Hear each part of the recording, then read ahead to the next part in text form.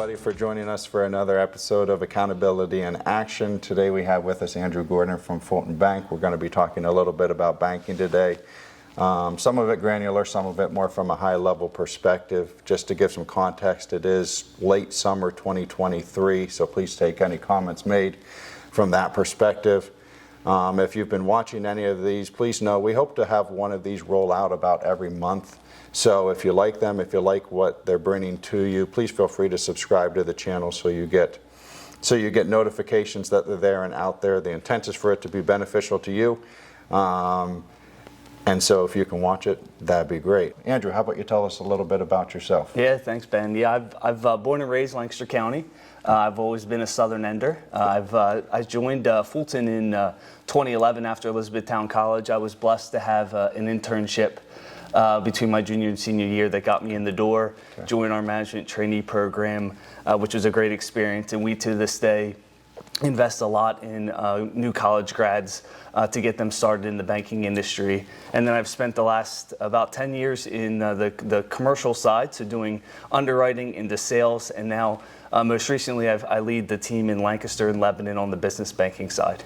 Okay, fantastic. Well, thanks for taking some time today. As I mentioned, what we hope to talk about is just kind of banking in general a little bit. You know, like I said, it's August of 2023, so we have in the rearview mirror COVID happening. We have in the rearview mirror PPP money coming out. The impact that had to banks from a deposits and line of credit balance customers had with you, turning into tremendous growth in the area, and now the Fed's somewhat intent to try to throttle that back a little bit. But you know, it's a different world now than it was 3 years ago. It's a different world now than it was 5 years ago. But from your perspective, where are we? Yeah, it's a great question, and lots happened, right?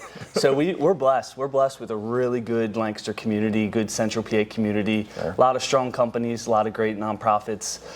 So right now, our clients are still doing really well. So in the general economic, feeling really good. We're encouraged just when we see financial statements, everyone's heading in the right direction. You know, today, there's some uncertainty. I think there's certain industries that are noticing certain pockets of concern.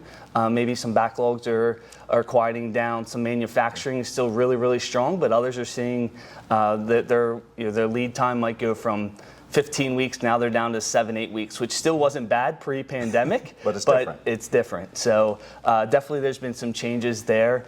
In the banking industry wise, yeah, it's competitive still to this day. We have 20 plus financial institutions that serve Lancaster County.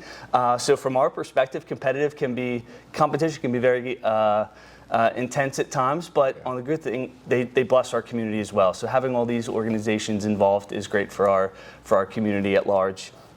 Two really hot buttons, as you had mentioned, was the changing of all the PPP money and all the stimulus that occurred. You know, the last couple of years, banks have been flush with deposits. Now we have seen that spent down. So now you're seeing financial institutions have their loan to deposit ratios get higher, which just affects costs. So on the lending side, we've seen with loan to deposits go up with banks. Certainly that has made funding a little different on what projects they pursue. So we've definitely seen some changes in the marketplace with that. The second thing is fraud. So fraud has just been rampant. I know we've talked about fraud for years, but we have just seen that continue to rise, not only electronically, but then also on check fraud as well. No, it's scary when you think about the fraud. We obviously have clients that are impacted by it as well. It's real, unfortunately. We at least as an individual, as someone who coaches businesses, you'd like for it to be a moot point and something you don't have to consider, but it is a reality, unfortunately, in the world we live in. Yep. Great, good. All right, thank you. So do you have maybe an interesting statistic that might pique somebody's interest? Yeah, well, go back to fraud. The last I saw an ABA statistic, there are about 680,000 cases in 2022, primarily check fraud related. So that was all check fraud related. That was more than double 2021. So it just showed, I think we have in our mind fraud's primarily electronic, it's digital. We're exposed when we go online, but even simple things such as someone whitewashing a check or stealing out of mailboxes is still prevalent in today's market. So it's important for our customers to be aware of that. So do you have anything that you're seeing aid against that? You know, I feel like that's an area where the check leaves your hands, and it's kind of a scary world that it enters into. Are you seeing things that help offset that risk? Yeah, we're definitely encouraging buying into more digital services. So whether it's you paying your customers with ACHs, with wires, with credit cards, that's a great way to eliminate check usage, Fair. right? On the flip side, on collections, so we've encouraged customers, depending on the industry, do they have a payment option on their website, so their customers can go on and use that portal to make a secure payment. It's one less check that comes in the door that goes through the mail that could be stolen. It's potentially on the customer side. They don't have to have someone opening the mail, going through the manual process. If it's all digitalized through your portal, it can be really secure and helpful for the company. Oh, good, thanks. Yeah, it feels to me like there are steps out there, there are options out there that can hedge your risk at least. It probably doesn't eliminate it, but That's there's for things sure. that can be done.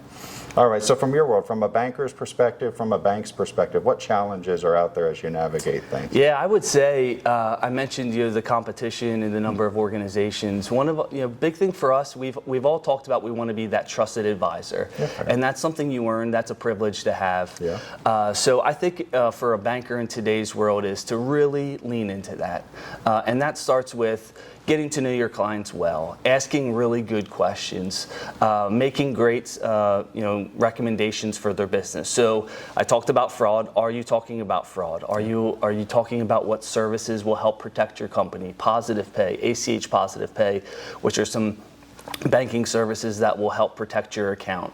Are you talking about the increase in savings rates, right? So in today's world, you talk about 2 years ago, you couldn't get 0.5% in savings. Now it starts with a 5 in some cases. Yeah, fair. So it's really important to have that dialogue with your customer based on where they're at in their business, so they're prepared. And then also on the loan side, it's tightening banking standards right now. So from a credit perspective, banks are asking more questions.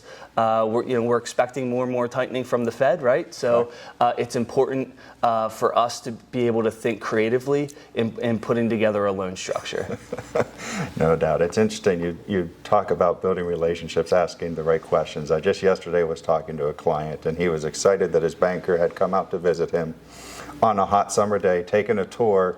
And after the tour was completed, they realized they missed looking at something, and they went back outside to sweat some more. But just to show in his eyes, that was valuable. The fact that they were willing to ask more questions and learn more was huge. Yeah, absolutely. That has been my favorite part of the job, right? Is getting to know customers at that level. We can sit behind our desk, look at financial statements all day long, but when you get to go out, walk through the business, ask good questions, see how their passion and how they've grown their business is really exciting. No, I believe it. Good. All right, next question. What's something our audience should be considering that they might not be? I would say today it's just really important to buy into digital technology. So, utilizing, as I mentioned, a payment portal, utilizing positive pay, ACH positive pay, those are really important things that'll help protect your business from risk. So I would say that's really important in today's environment to be something that you're considering to protect your banking account. Other things, I think just really leaning into that banking partnership, similar to how you value accountants, value attorneys. The banking relationship's really important as well. I think of the mutual accounts we have had that we might have both sit with the customer in the same meeting and just talk about what's the future, what's the growth opportunities, and our job is to how can we serve this customer and help them meet those goals. So when you can bring a whole team together, I think that's really important to support the customer. No doubt. There's a lot of reliance on the banking, legal, accounting team. Very much. So that works well. Yeah. Great, good. Anything else to add here at the end? I would just say, continue If you're a banker, I think it's really important to lean into your customers, get to know them well, ask good, thorough questions. I think from a business perspective, really buy into your bank and ask those good, hard questions to them as well, right? You should challenge your banker to be a good partner for you. And so I would just encourage that partnership.